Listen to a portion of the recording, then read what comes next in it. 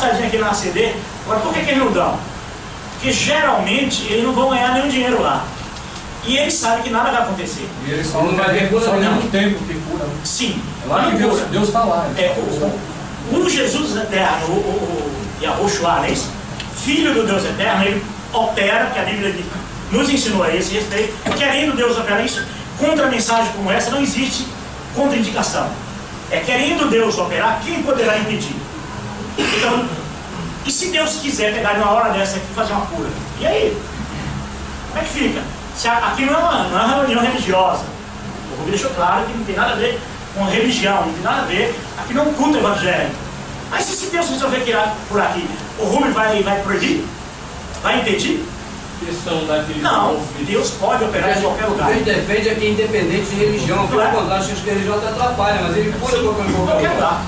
A religião é um atenuante do poder do Criador, não do poder dele, que não consegue tirar o poder dele, mas na vida das pessoas, atenua. A questão daquele do conflito, tem muitas curas. A questão dele tem uma cura também tem cura. Mas será que eles vão fazer a cura espiritual? A cegueira espiritual? É uma coisa importante também, porque na verdade, se a pessoa morre aqui, mas e a salvação? É outra história, igual a irmã falava do faraó, né? O Criador endureceu o coração dele e ele morreu. Tá bom, morreu, mas e aí? Será que nós não vamos encontrar faraó lá na glória? De repente vamos, entende? Então é aquela história, você não tem muito como basear as coisas do Criador pela justiça, que é um trapo de imundícia, que é a nossa. Baseado na Bíblia que nós lemos, Deus chama Nabucodonosor, Nabucodonosor, Deus servo. Vai entender isso? É uma moral a ele.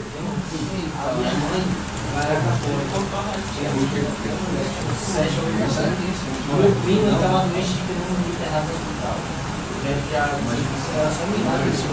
Então ela não acreditava, ela era católica, mas ela era convertida.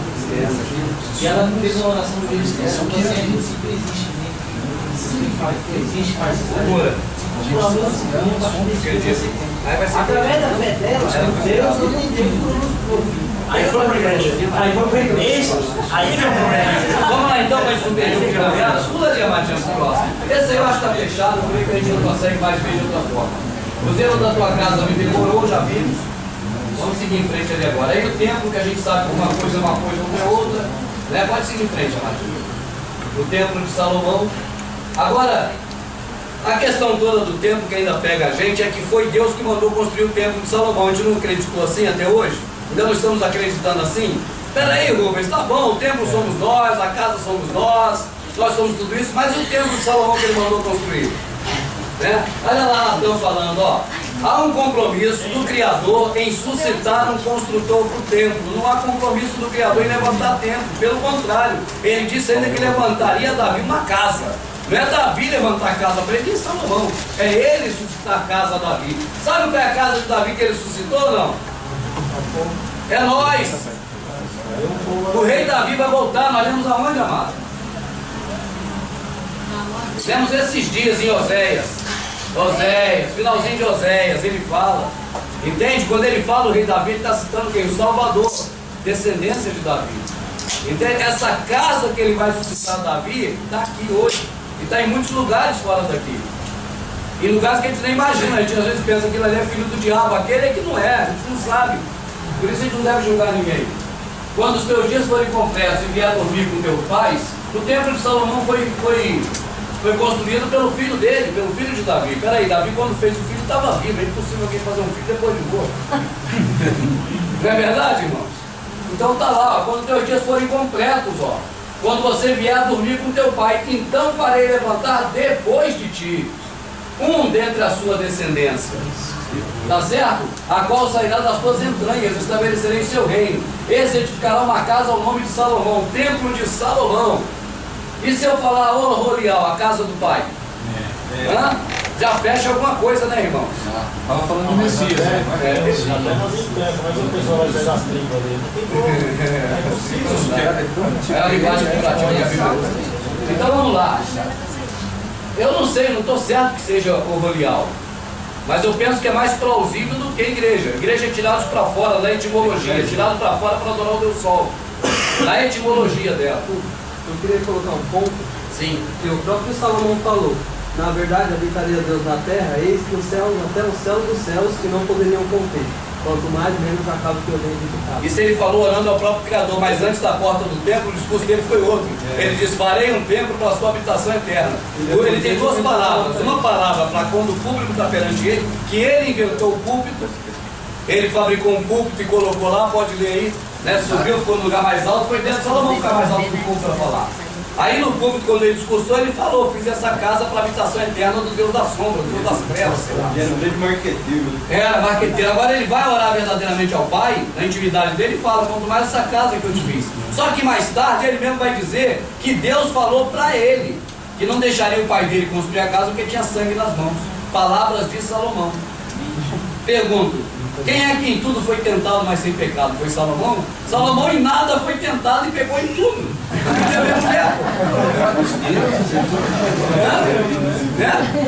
Eu sempre quis saber uma coisa. O pessoal sempre fala que Davi era segundo o coração de Deus. Isso é uma. Era da eles escrita. mudaram? Não. Ou era mesmo? Era. Mesmo ele sendo o assassino, ele foi. Depois. Quando Davi era pequenininho, ele era o menor da casa de Jessé, ninguém dava nada por ele. O Criador sempre escolhe o pequeno. Olha a figura, as gravuras antigas dos profetas e dos reis para tu ver. Os profetas tudo maltrapilho, os reis tudo cheio de roupa bonita. Por isso que ele fala que saíste da beira, um homem trajando roupas luxuosas, eis que os que trazem roupas luxuosas estão nos palácios reais.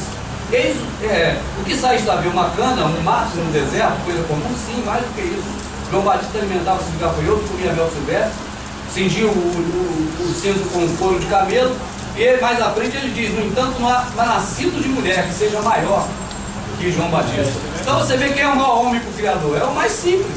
Assim também, quando a gente vê Davi, ele era mais simplesinho lá no mato, lá um garotinho desse tamanho. Então depois ele não era mais segundo. Ele tinha zelo pelas ovelhas, amado. Vamos ver uma coisa, tudo é TUDO mesmo, analise na velha aliança, tudo é sombra das coisas futuras. Não tem nada ali para a gente praticar igual eles praticavam, é tudo sombra.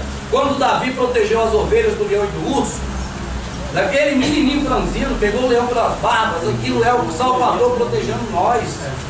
Essa sombra maravilhosa é o cuidado com as ovelhas. Entende? Então tudo ali é sombra. Então ele, segundo o coração do Criador, seria um bom rei e foi. Salomão ele não prestou como rei. Entende? O Criador escolheu ele porque viu que ele seria um bom rei para Israel. Fez dele uma descendência eterna, vamos dizer, figuradamente falando no sentido espiritual que somos nós. Então ele foi segundo o coração do Criador. Mas ele era humano e errava muito. O que eu digo de Davi não é crucificar Davi como se crucificaria o Barrabás. É dizer, não devemos seguir Davi. O que Davi fazia, era ele que fazia. O problema dele, bom ou ruim. Se agradava o Criador, parabéns para ele. Se desagradava, coitado. Mas a gente não faz nada que ele fazia. Nós não seguimos Davi. Nós devemos seguir o Salvador, fazer o que ele fazia e obedecer o que ele mandou. Olha lá. Então quando vier dormir com teus pais, depois de morrer, levantarei depois dele um dentre a sua descendência. E reedificará a casa ao meu nome, o seu reino será para sempre. O seu reino de Salomão seria para sempre. Não foi, porque esse Deus mentiu. Não é o Criador, não é que o Criador falou isso, ele falou do Salvador. Aí fala aqui embaixo, seu trono será firme para sempre. Aí tem um pedaço aqui que as pessoas pegam às vezes para tentar derrubar quem fala a verdade. Olha aqui, a minha benignidade dele não se apartará dele como tirei de Saul. Se vier a transgredir, castigá-lo-ei com vara de homem e com açoite de filhos de homens. Eu pergunto, Salomão foi castigado com açoite de filhos de homens ou de homens? Não, ele transgrediu muito. Então era Salomão? Agora ele transgrediu, não transgrediu? O próprio filho do pai que não transgrediu foi sim. Então quer dizer, essa palavra aqui, apenas vamos pegar aqui o se, ó. Se vier a transgredir. O Salvador não quis transgredir. Ou será que ele era obrigado a não transgredir? Se ele falou, pai, se possível afasta de mim esse cálice, pai meu, por que me abandonou? Ele não tinha fraquezas de homens? Esses caras do sistema religioso odeiam o nosso Salvador homem.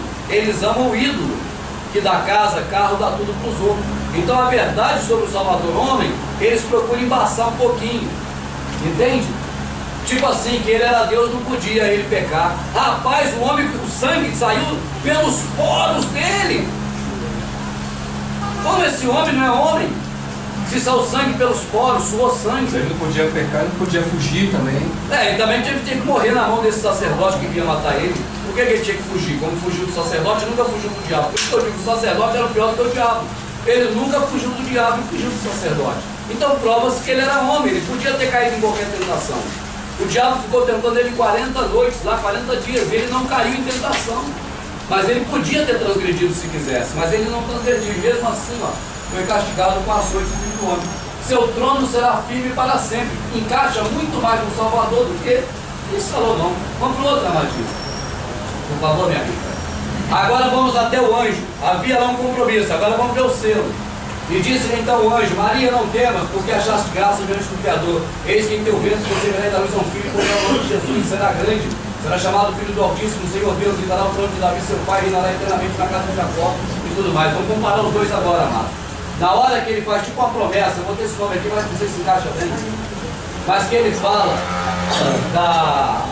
do que ele fez com Davi, ó. Farei levantar depois de ti um dentre a tua descendência, o qual sairá das suas entranhas, ó. Davi, seu pai. Sair das suas entranhas, Davi, seu pai. O Senhor Deus lhe dará o trono de Davi, seu pai. Será que aqui também está falando de Salomão? O anjo apareceu para Maria em Lucas. Não pode ser Salomão, gente. Tá certo? Olha ali, ó. Agora eu vou ter destacado, ó. Este fará casa ao meu nome. Salomão fez casa ao nome de Salomão. E ao Rushua, o seu Criador salva, é casa ao meu nome, ou não? Sim. Né? O Rorial, tenda do pai. Né? Agora, eu lhe serei por pai e ele me será por filho. Será chamado Filho do Altíssimo. Olha aí. Seu trono será firme para sempre, ó. Seu reino não terá fim. Rapaz, não só na hora que Natan apresentou para Davi, como também na hora que o anjo apresentou para Maria a ideia. Não é a mesma ideia, não? Como esses caras conseguiram enganar a gente que foi Salomão que fez a casa de Deus? Se foi Yahushua que fez a casa de Deus, ou Jesus, ou qualquer outro nome, que enganaram nós. Mas vamos dizer, aquele que morreu no madeiro. Tá certo? Se foi o que morreu no madeiro, é o que morreu no madeiro, poxa. Mas por que conseguiram iludir a gente tanto tempo que foi Salomão? É uma arte demoníaca do engano. Só pode, cara. Vamos em frente, Amadinho, por favor. Agora vamos ver o Salomão falando, ó. A fada do sonho. Eu botei o nome ali bem propício e desse aqui eu tenho certeza. Aquele que eu botei antes lá em promessa, eu fiquei meio assim, mas fada do sonho? A fada do sonho apareceu para ele em Gibeão. Aí você vê que Senhor maiúsculo, né? Em Gibeão apareceu o Senhor a Salomão de noite em sonho e disse: pede o que quiseres que eu te dê. Quem é que chegou para o